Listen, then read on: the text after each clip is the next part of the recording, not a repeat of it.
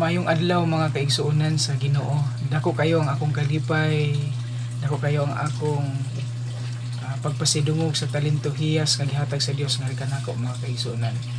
Salamat di kayo sa mga nag-subscribe sa akong YouTube channel, and sa wala pa naka-subscribe, palihog ko sa pag-subscribe.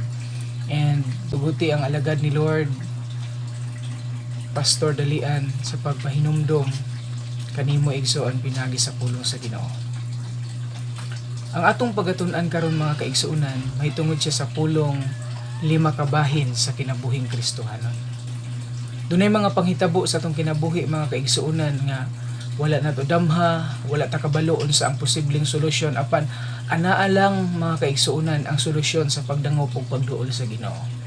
Akong nahinumduman sa kaniadtong panahon, pipila ka mga kilometro ang akong ginabaktas mga kaigsuonan, gina-hike nako aron lang pagpamatuod nga andam ako nga magasangyaw sa pulong sa Ginoo. Akong nahinumduman siguro sobra pulo ka tuig ng milabay, apan nakaaghat kanako ang maong pulong sa pag-share nining matahong nga kagabhion mga kaigsuonan aron nga mapahayag nako kung unsa gibuhat ni Lord mahitungod sa 5 kabahing Kristohan kinabuhing Kristohanon sa akong kinabuhi mga kaigsuonan. Sugdan nato kini. Unang butang unang butang nga bahin sa kinabuhing Kristohanon mao ang kahayag. Kung atong lantawon makita nato sa libro sa Mateo kapitulo 5 bersikulo 14 hangtod sa 16 nagaingon mga kaigsuonan, kamo ang kahayag sa katawhan, ang syudad nga nahimutang sa bungtod dili kayod matago, walay magdagkot og suga aron lamang ibutang sa gantangan, kun dili ibutang gayud kini sa tungtunganan aron paghatag og kahayag sa tanan nga nasa balay. Busa sa samang paagi ipadan-ag inyong kahayag at tubangan sa mga tao aron makita nila ang inyong mayong buhat ug daygon nila ang inyong amahan nga tuwa sa langit. Mga kaigsuonan ko sa Ginoo, dako ang akong pagpasalamat ubisan pa man ang libro sa Mateo mga kaigsuonan, kung atong i-studyhan kini makita nato nga it was addressed to the Jews only, but ang pinakanindot mga kaigsuonan makahatag kining apekto sa atong kinabuhi tungod kay kita nga mga sumusunod sa Ginoo. Gusto ni Lord nga mahimo tang panlantaw, kita mo himuong lantawnon sa uban mga kaigsuonan, labi na kung nagaalagad ta sa Ginoo. Dili man nato kapugnan ang mga pagsulay mag-abot sa atong kinabuhi, apan pasalamat ta maprove nga tinuod nga nagpuyo ta sa kahayag nga inig-abot sa mga pagsulay mga kaigsuonan, makabarog ang kita o ikaw mga kaigsuonan. O di na ta maglangan mo proceed na mga kaigsuonan sa ikaduha. Una, kahayag, kaduha, magmahingpit sa pagpangalagan. Kung makita nato diha sa bersikulo 48 and sa maura gyapong libro on book of Matthew chapter 5, ingon dito pagmahingpit kamo sama sa inyong amahan nga ato sa langit, hingpit usab. Mga kaigsuonan, lisod alang kanato ang pagpabilin diha sa kahingpitan. Lisod alang kanato ang pagpabilin diha sa pagtuo. Apan ana kanindot mga kaigsuonan kung nakabarog kita, kung anaa kita sa ligong salipdanan og anaa kita sa pulong kamatuoran, kaya naton yung mga kaigsuonan basta naa siya na tinubdan sa pagkamatarong. Sa libro sa unang Pedro mga kaigsuonan kapitulo 1 bersikulo 15 ug 16 makita nato didto nga ang Dios pinaagi sa kinabuhi ni Apostol Pedro mga kaigsuonan nagaaghat kanato sa pagkinabuhi nga balaan. Ang pagpuyo sa balaang kinabuhi, laing word sa balaan mga kaigsuonan is ginatawag mature. So dapat maging mature ang atong pagtuo aron mamahimo amahan nga makita sa atong mga kasilinganan, makita sa atong mga parinti kaila nga lahi na ang kita sa kaniadtong panahon. Tungod kay ana-ana kita mga kaigsuonan nagpuyo sa katingalahang kahayag. Dapiton ko ikaw igsuon, kining maong pulong nga imong nadungog karon, usa kini ka paagi nga aron sa pagpahinumdum kanimo kung dugay ka namang Kristohanon o bago ka lang na Kristohanon mga kaigsuonan, ang kahayag nga gusto ni Lord mahitabo sa atong kinabuhi.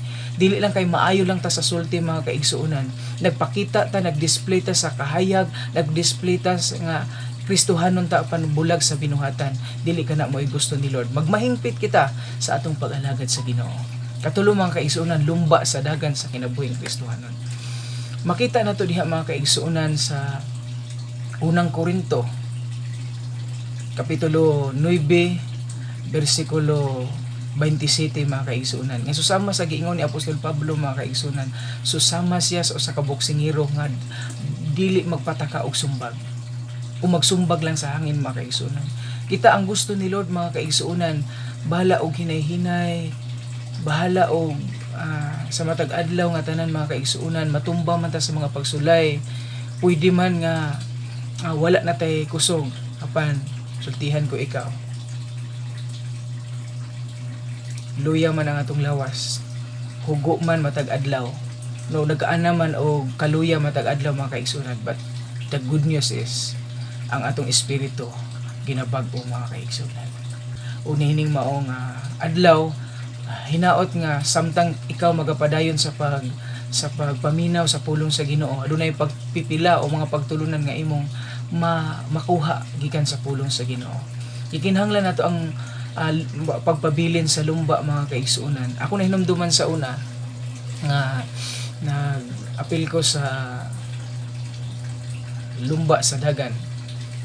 Ako ang kinaulahian mga kaigsunan, apan nakuhaan ako pagtulunan, kabisan tod ako ang naulahi sa lumba sa dagan. Ang nakanindot wala ako misurrender mga kaigsunan. Daghan kayo mga tao nga nagpalakpak, ug ang uban mga kaigsunan kusog kaayo sa pagsugod namo sa lumba mga kaigsunan, lumba sa dagan. Apan kadtong kasagaran nga kusog sa pagsugod, mao kadto sila ang dali ni surrender. Ang yun ko ikaw, dili ako hingpit sa akong pagtuo.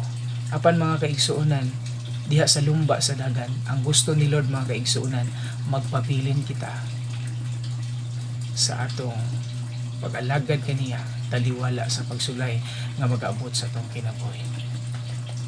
Ika-upat mga kaigsuonan, nga bahin sa kinabuhing Kristohanon mao ang pabilin diha sa pagtuo.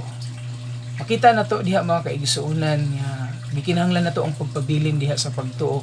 Kaduhang Timoteo kapitulo 4 bersikulo 6 hangtod sa 8 nagaingon mga kaigsuonan. Ingon si Apostol Pablo, kay ako karon igaula na ingon nga halad ang panahon sa akong paggikan ay abot na gibugno ko ng mayong pakigbugnay.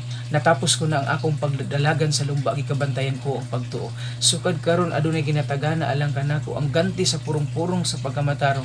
Kaniadto niyang adlaw iganti kanako sa Ginoo ang matarong nga maghukom, dili lamang kanako ra kun dili usab sa tanan nga nagahigugma sa iyang pagpadayag. Mga kaigsuonan ko sa Ginoo, magpabilin kita sa atong pagtuo. Dili kini makawat ni bisan kinsa ang atong pagtuo mga kaigsuonan. Pwede kang biay-biayon, pwede kang buhatan o istorya nga dili maayo mga kaigsuonan. But sultihan ko ikaw, dunay duha ka klase ang pagtuo mga kaigsuonan. Kining pagtuo nga lumalabay o ang pagtuo nga mopadayon. Asa kaha sa duha ang pagtuo nga imong gihuptan karon. Adto ta sa katapusan mga kaigsuonan, maghulat sa pagbalik sa Ginoo. In the book of Revelation chapter 3 verse 11 and chapter 22 verse 12, nagaingon din sa pulong Bisaya mga kaigsuonan sa 3:11, muanha ako sa dili madugay, kupti pag-ayo ang imong nabatunan, aron walay makaagaw sa imong purong-purong. Og sa pulong sa 20-12, I am coming quickly. Nag-ingon ang Ginoo nga mubalik siya mga kaigsuonan, og gikinahanglan lang og ang anggasa so ani ihatag niya kanato mga kaigsuonan, sumala sa atong binuhatan, maayo man og dili maayo. Dalaygon ang Ginoo niining matahong nga adlaw, and salamat kaayo sa pagpatalinghog, sa paglantaw sa pulong sa Ginoo. I hope nga nadasig kaigsuon, daghan pang panahon nga magkuyog kita og balikon ako mga kaigsuonan, dalaygon ang Ginoo. Salamat kaayo niining matahong nga adlaw. Duyugi kining imong igsuon, Pastor Dalian. God bless and thank you.